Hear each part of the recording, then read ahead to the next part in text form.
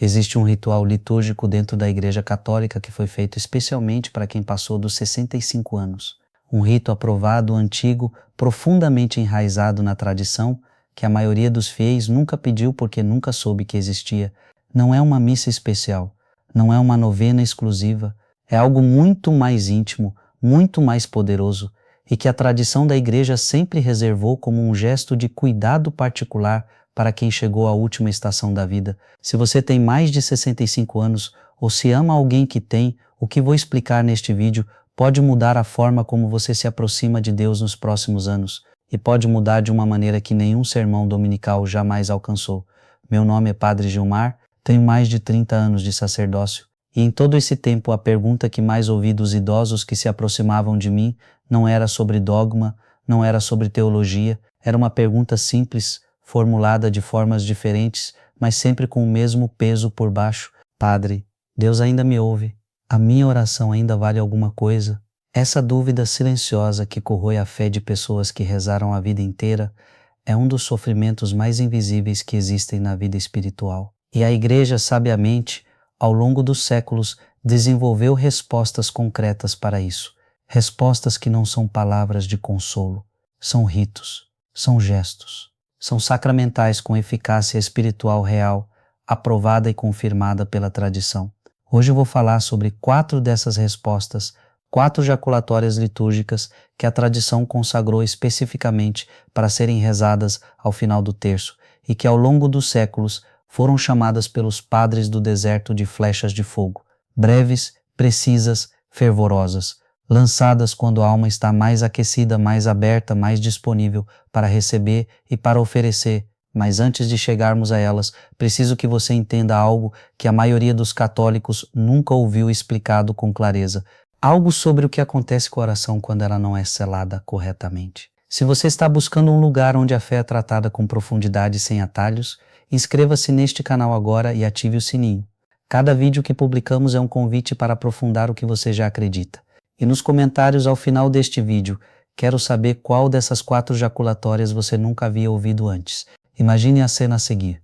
É uma tarde comum, uma mulher de 70 e poucos anos está sentada na cadeira onde sentou a vida inteira para rezar. O terço está nas mãos, a imagem de Nossa Senhora está à frente.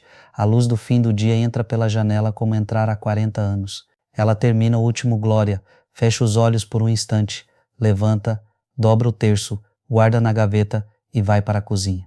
Essa mulher nunca faltou um dia sequer. Rezou com devoção real, com intenção pura. E ainda assim, algo ficou incompleto. Não na fé, não na intenção, na estrutura da oração. Porque a oração vocal, como nos ensina a tradição da Igreja, precisa de um selamento, precisa de um fechamento que não seja apenas o silêncio de quem terminou uma tarefa. Precisa de um gesto espiritual que diga: entrego isso, deposito nas mãos dela, confio que chegou. Esse gesto tem um nome que os católicos de hoje raramente ouvem. Chama-se jaculatória.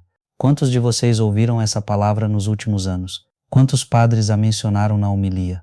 Quantos catequistas a ensinaram com o mesmo cuidado com que ensinaram os mistérios do Rosário? A palavra vem do latim jaculare, que significa lançar, lançar uma flecha. Os padres do deserto, esses homens e mulheres que no século IV foram para o Egito e a Síria para viver apenas de Deus, desenvolveram uma espiritualidade inteira em torno das orações breves e fervorosas. Evagrio Pontico, um dos grandes mestres do deserto, ensinava que a oração perfeita era aquela sem forma, breve, repetida como respiração. João Cassiano, que levou essa tradição para o Ocidente e a depositou nos mosteiros da Gália, preservou essa sabedoria num texto que depois alimentaria toda a espiritualidade medieval. Disse ele que o monge devia rezar brevemente, mas com frequência, não longamente e com tibieza, mas brevemente e com fogo. Isso é a jaculatória, uma flecha de fogo, breve, precisa, lançada com toda a força da intenção. E o que a tradição aprendeu ao longo dos séculos é que essas flechas têm um momento privilegiado, um momento em que a alma está mais aquecida, mais aberta, mais disposta a receber e a oferecer. Esse momento é o final de uma oração maior, o final do terço, o final de uma novena, o final das vésperas. Exatamente ali, quando a grande oração se conclui e antes de a mente retornar às coisas do mundo, que as jaculatórias têm seu poder máximo. E existem 4 que a tradição consagrou especificamente para esse momento. 4 que a Igreja aprovou, que os santos rezaram, que foram transmitidas de geração em geração, até que o século XX as deixou cair em silêncio. Hoje vou lhes devolver essas 4 flechas, mas antes de nomeá-las, preciso que você entenda algo que a maioria ignora. Precisa entender por que a oração termina onde termina e o que acontece quando não a selamos corretamente.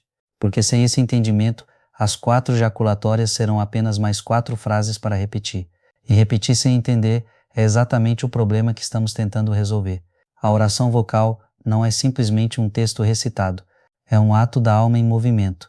Quando você começa o terço, a alma parte de um ponto e inicia uma jornada. Mistério após mistério, dezena após dezena. A alma vai sendo conduzida. Entra na Anunciação, atravessa Belém, sobe ao Calvário, chega à ressurreição. É uma peregrinação interior. Quando a última dezena termina, a alma está num estado diferente de quando começou. Está mais próxima, mais aquecida, mais aberta. É um momento de máxima receptividade. E é exatamente aí que a maioria das pessoas guarda o terço e vai fazer outra coisa. São João Crisóstomo, o grande pregador de Antioquia, escreveu sobre isso com uma clareza que atravessa os séculos. Disse ele que o cristão devia ser como um arqueiro experiente. O arqueiro não lança uma seta e vai embora. O arqueiro permanece na posição depois do lançamento. Mantém o olhar no alvo, porque o tiro não termina quando a seta sai do arco. Termina quando a seta chega. A jaculatória é isso. É o arqueiro permanecendo na posição. É a alma dizendo, não terminei até entregar isso completamente, até colocar nas mãos dela, até fazer o gesto final de confiança. Quantas orações suas pararam no teto? Não por falta de fé, mas por falta desse gesto final. Quantas graças ficaram esperando na porta porque a alma virou as costas antes de abrir? Não sei responder por você, mas posso dizer o que vi em décadas de confessionário. Vi pessoas que rezavam todos os dias e sentiam a fé seca, sem gosto, sem fruto percebido. E quando lhes perguntava como terminavam a oração, a resposta era sempre a mesma, terminava o último mistério, pronto, como quem fecha uma conta. Mas a oração não é uma conta, é um encontro.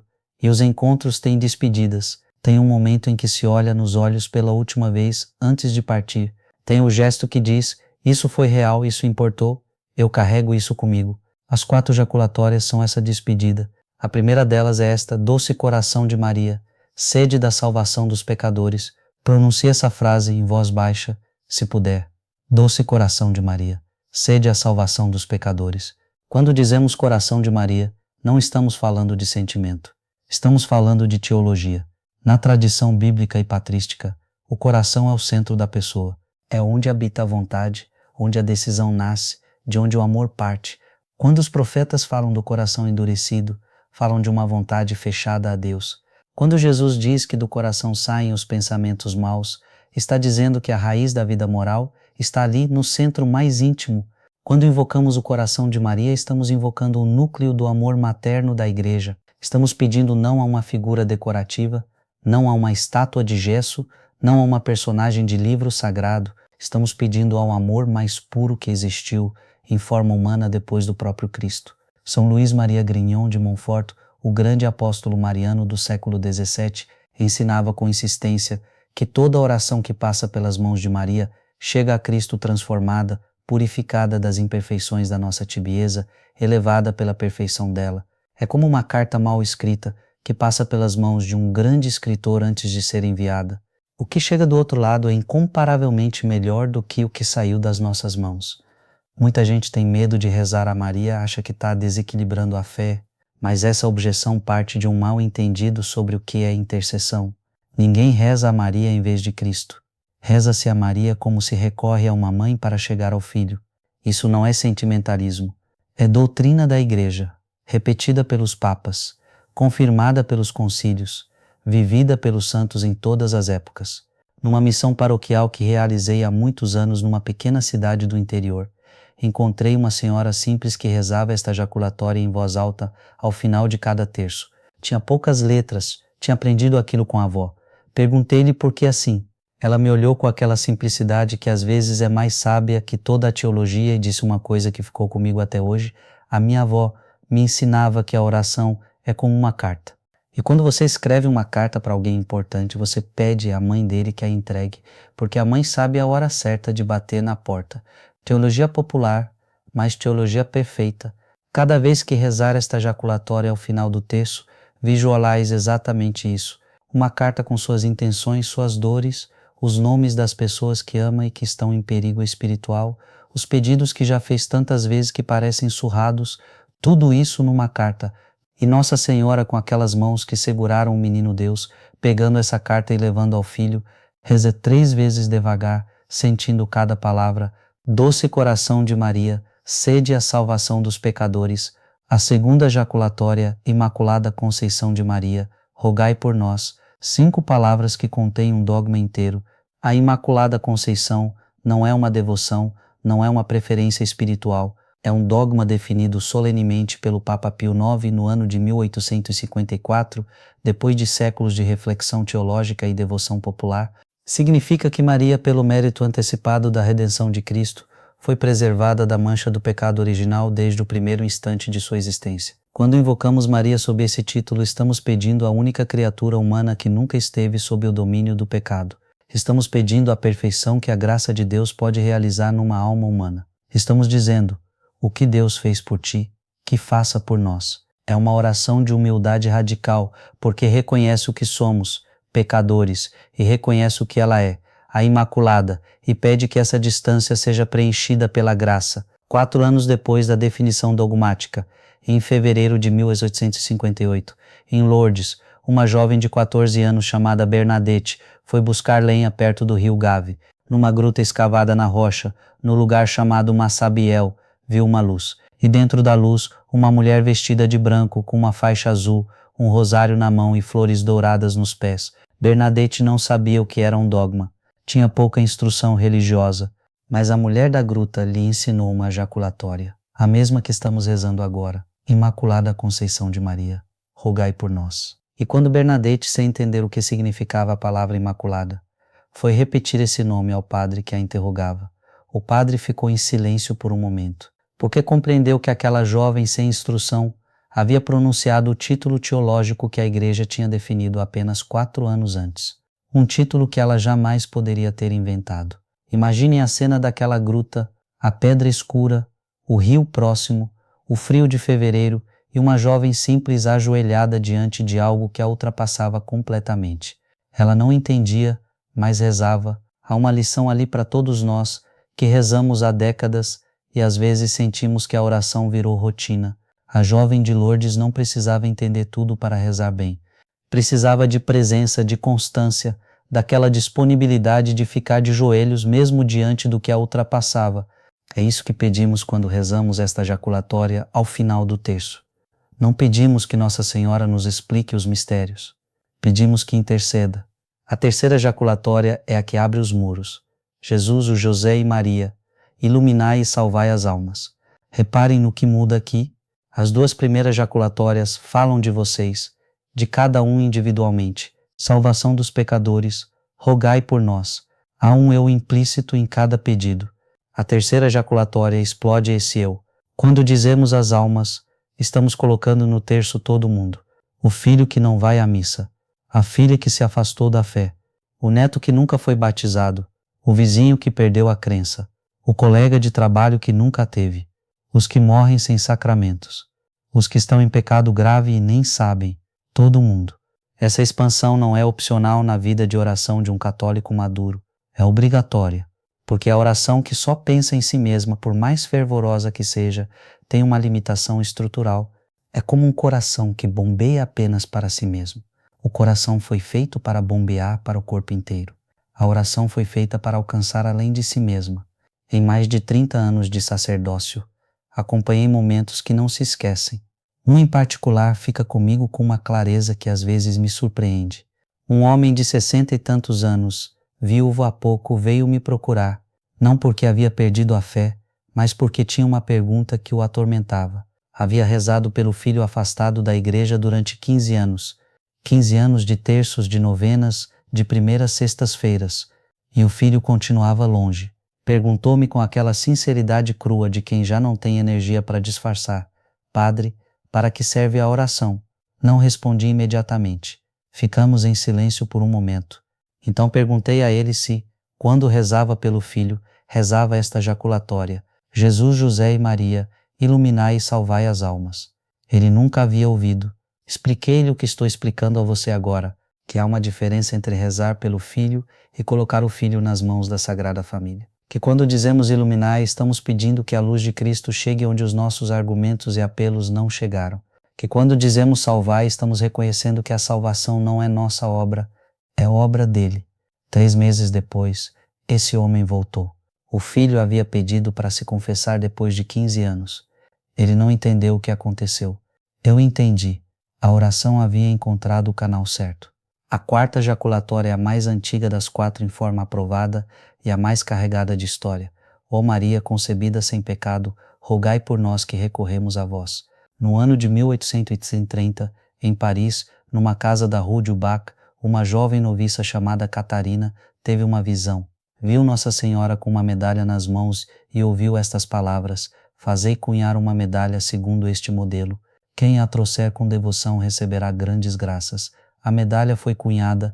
As graças foram tão numerosas e tão verificadas que o povo de Paris começou a chamá-la de medalha milagrosa. A igreja investigou, examinou e aprovou. Não há superstição aqui, não há magia. Há um fato histórico aprovado pela autoridade eclesiástica com os devidos processos de discernimento que a igreja conhece há 2000 anos. E inscrita nessa medalha em volta da imagem de Nossa Senhora está exatamente esta jaculatória: ó Maria, concebida sem pecado, rogai por nós que recorremos a vós. Recorremos, não pedimos como quem tem direito, recorremos como quem está em necessidade, como quem sabe que sozinho não chega, como quem reconhece com toda a humildade que a honestidade permite que precisa de intercessão. Essa palavra recorremos é de uma precisão espiritual que os grandes teólogos marianos destacaram ao longo dos séculos. Ela define a postura correta diante de Maria, não a postura de quem exige, não a postura de quem exige, a postura de quem recorre, de quem busca refúgio, de quem se aproxima com confiança filial, mas sem arrogância. E essa é a postura que a Igreja sempre pediu dos seus fiéis, especialmente dos que chegaram à última estação da vida, onde as certezas humanas vão cedendo lugar e o que resta é exatamente isso: recorrer. Quero que você pare um momento. Quero que pare de verdade, porque o que vou dizer agora é a verdade central de tudo o que conversamos hoje, e ela precisa de espaço para ressoar. Milagre não é o que Deus faz para impressionar. É o que Ele faz quando a alma finalmente parou de depender de si mesma. Milagre não é espetáculo, não é barulho, não é a cura que os vizinhos vão comentar. Milagre é a transformação que acontece quando a alma abre mão do controle e diz de verdade, e não apenas com palavras: Senhor, eu não consigo, Tu consegues e eu confio. Essas 4 jaculatórias são precisamente esse gesto. São a alma dizendo, ao final de cada terço em 4 flechas precisas: não sou eu, é ela, é a família santa, é a Imaculada. E eu recorro. São Tomás de Aquino ensinava que orar não é dobrar a vontade divina à nossa, é conformar a nossa vontade divina. É o processo pelo qual a alma vai deixando de querer o que quer e vai começando a querer o que Deus quer. Às vezes o milagre que pedimos é diferente do milagre que Deus tem para nós. E a oração perseverante não é o acúmulo de créditos espirituais para forçar a mão de Deus. É a maturação da alma até o ponto em que consegue receber o que Deus sempre quis dar. Isso muda a relação com a dor que continua. Muda a relação com o filho que ainda não voltou, com a doença que ainda não cedeu, com a situação que ainda não se resolveu. Em 30 anos de sacerdócio, o momento que mais me marcou não foi numa missa solene, não foi numa procissão, foi num quarto de hospital, num fim de tarde de inverno, com a luz fraca e o cheiro de desinfetante que a gente nunca esquece. Uma mulher de 72 anos estava nos últimos dias. Fui para administrar a unção dos enfermos. Entrei no quarto. Ela me olhou com olhos que já estavam a meio caminho de outro lugar, e antes de eu começar o rito, ela disse com uma voz que mal se ouvia: Padre, reze comigo as jaculatórias do terço, e rezou cada uma devagar, com uma precisão e uma fé que me envergonharam. Essa mulher estava morrendo e tinha mais certeza de Deus do que eu, que era padre há 20 anos. Saí daquele quarto diferente. Não rezo mais mecanicamente desde aquele dia. Não existe mais para mim oração de rotina. Existe encontro ou não existe nada. Essa mulher me devolveu o sacerdócio e essas jaculatórias foram o canal. Hoje quero devolvê-las a você. Esta semana, quando terminar o terço, fique mais 30 segundos. Não se levante, não feche o livro. Fique na posição de quem ainda está na presença e reze as 4, uma por uma, com pausas entre elas. Doce coração de Maria, sede a salvação dos pecadores. Pausa, respire. Imaculada Conceição de Maria, rogai por nós. Pausa, deixe chegar. Jesus, José e Maria, iluminai e salvai as almas. Pausa. Coloque nessa frase os nomes das pessoas que ama. Ó Maria, concebida sem pecado, rogai por nós que recorremos a vós. Pausa. E recorra de verdade. Não reze rápido. Não reze por obrigação. Reze como o arqueiro que permanece na posição depois de lançar a flecha, porque o tiro não terminou. Termina quando chega. Há ainda algo que precisa ser dito diretamente para quem tem mais de 65 anos. Existe uma tendência silenciosa na vida espiritual dos idosos que ninguém comenta, mas que o confessionário revela com frequência. É a tendência de sentir que a oração já não tem o mesmo peso de antes, que as forças diminuíram, que a voz já não projeta como projetava, que a memória às vezes falha no meio do mistério, e que por tudo isso a oração de hoje valha menos do que a de 30 anos atrás. Isso é uma mentira. A tradição da Igreja, e isso está documentado em São João da Cruz, em Santa Teresa de Ávila, em São Filipe Neri, é unânime em ensinar que a oração do ancião, quando rezada com a experiência acumulada de uma vida inteira de fé, tem um peso espiritual que a oração jovem raramente alcança. Porque por trás de cada palavra dita por alguém que já viveu muito e ainda acredita há décadas de prova, a fé que foi testada e não quebrou. E isso diante de Deus vale imensamente. Quando uma pessoa de 80 anos se ajoelha com dificuldade e reza, não está apenas rezando, está testemunhando, está dizendo com o corpo inteiro: depois de tudo que vi, de tudo que sofri, de tudo que não entendi, ainda acredito. Esse testemunho tem um valor que transcende as palavras da própria oração. E as jaculatórias, justamente pela sua brevidade, são um formato perfeito para essa fase da vida. Não exigem memória longa, não exigem voz forte, exigem apenas intenção. E a intenção, essa sim, não envelhece. O ritual litúrgico que todo maior de 65 anos deve pedir na igreja não é uma cerimônia complexa. É esse gesto simples de selamento da oração. É pedir ao sacerdote que lhe ensine essas 4 flechas de fogo. É pedir que sua oração não termine no silêncio vago de quem fechou um livro, mas no gesto preciso de quem entregou algo nas mãos certas. A igreja, com 2000 anos de sabedoria acumulada, desenvolveu esses instrumentos exatamente para momentos como este, para a última e mais preciosa estação da vida, quando cada oração carrega o peso de tudo que foi vivido e a leveza de quem já não precisa provar nada, apenas confiar. Pai eterno, agradeço por cada alma que chegou até aqui hoje, não por acidente, não por acaso, mas porque Tu, que conheces cada um pelo nome, permitiste que este encontro acontecesse. Peço que o que foi dito hoje não fique apenas na memória, que desça mais fundo do que a memória, que chegue ao lugar onde as decisões reais são tomadas, onde os hábitos nascem ou morrem, onde a alma escolhe todos os dias em que direção vai. A Santíssima Virgem Maria, Imaculada Conceição, Doce Coração, intercedei por cada um que ouviu estas palavras, por cada terço que será rezado a partir de hoje com esse gesto final, por cada flecha que será lançada com fé. Fazei que cheguem, fazei que vosso Filho as receba, e fazei que o milagre que cada um precisa seja esse milagre que Deus sempre quis dar e que a alma finalmente abriu espaço para receber. Em nome do Pai, do Filho e do Espírito Santo. Amém. Se o que você ouviu hoje tocou o seu coração, inscreva-se neste canal, ative o sininho para não perder nenhum vídeo, compartilhe com alguém que reza o terço há décadas e que talvez nunca soube que a oração tem um selamento. Essa informação pode mudar a vida espiritual dessa pessoa de um jeito que nenhuma palavra de consolo conseguiria. E deixe também um comentário aqui embaixo contando qual dessas 4 jaculatórias você nunca havia ouvido antes, porque me importa a alma de cada um que está assistindo e quero saber onde essa conversa chegou.